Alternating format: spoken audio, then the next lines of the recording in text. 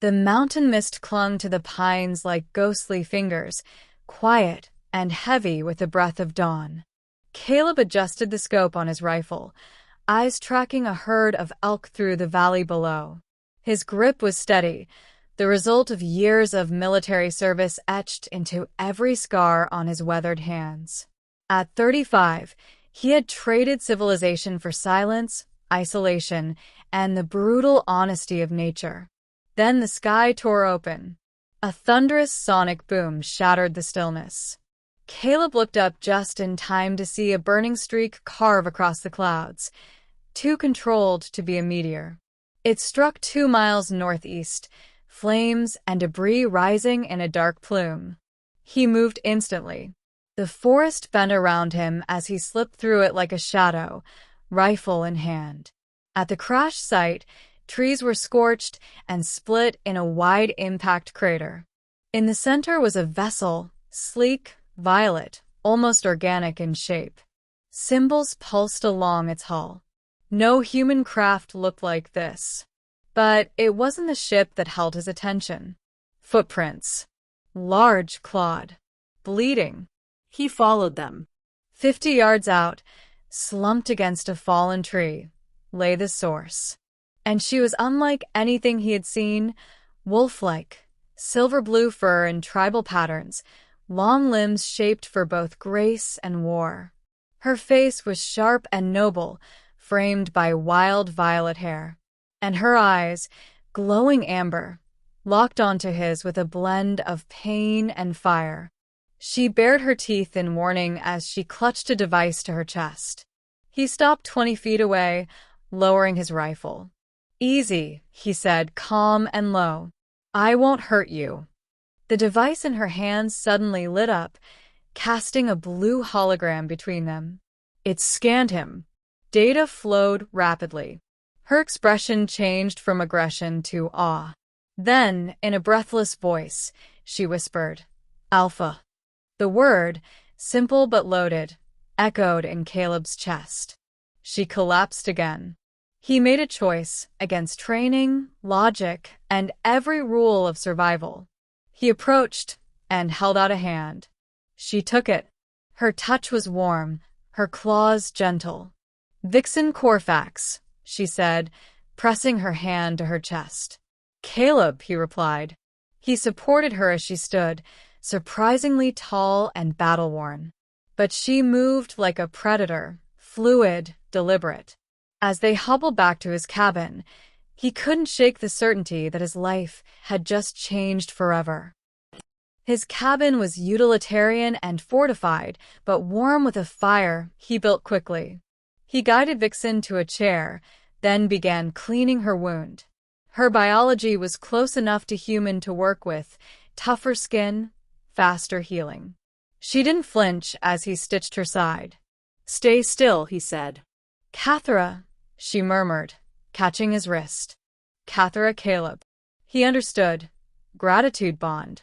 When her device activated again, her voice came through clear English.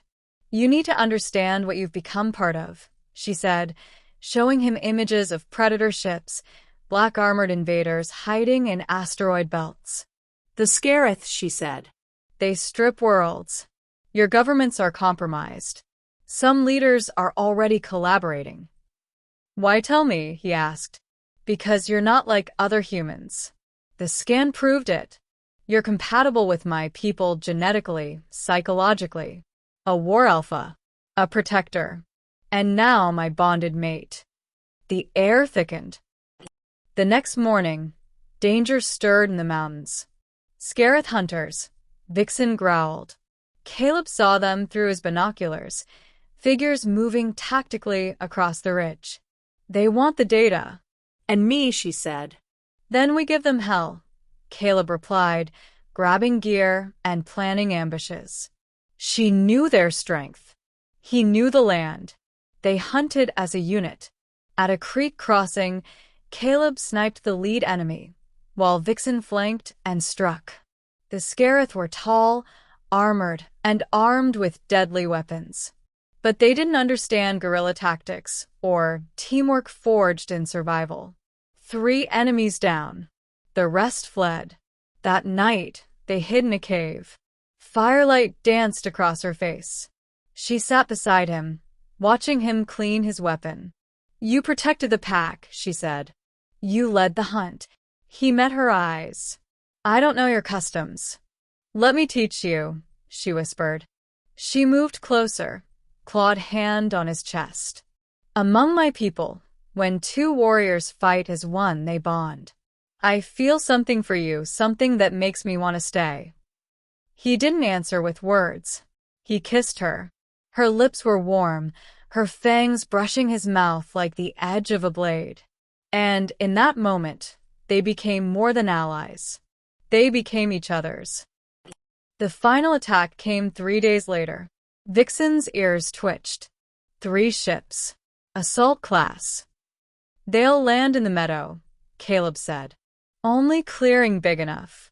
We'll trap it." The trap was deadly. Mines, snares, fallback points. Vixen armed with claws, Caleb with precision. They fought like a pack. The Scareth deployed in perfect formation. Caleb's first explosion tore them apart.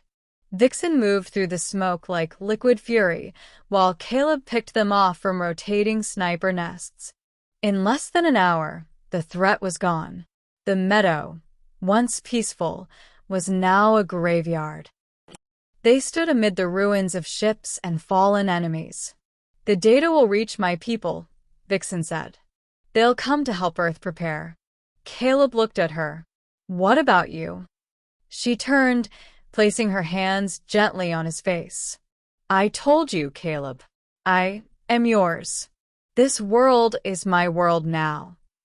She leaned in. "If you'll have me, I wish to be your mate, in every way, forever." He kissed her again, heart full. "I love you, Vixen Corfax. And you Caleb Ward, my alpha, my protector." 6 months later, the first Kathrani warships arrived. The data had exposed the Scareth conspiracy, igniting alliances and revealing traitors. Earth had a chance to fight. But in a small mountain cabin, something even more powerful was happening. Caleb and Vixen were building a family. Her pregnancy was progressing well, strong hybrid children, the first of their kind. She glowed with fierce pride, her tail curling around his leg when they stood on the deck together, watching the sun disappear behind the peaks. "No regrets?" he asked softly. "Only that it took war to find you," she said, resting her head against his chest. "But I would live through 1,000 battles to do it again." "You won't have to," Caleb whispered. "We face everything together now." In the distance, new allies arrived through the stars. But in the stillness of the mountain evening, with her hand resting over the child growing in her belly, he knew this was just the beginning. They had fought. They had loved. And now they would lead. Together.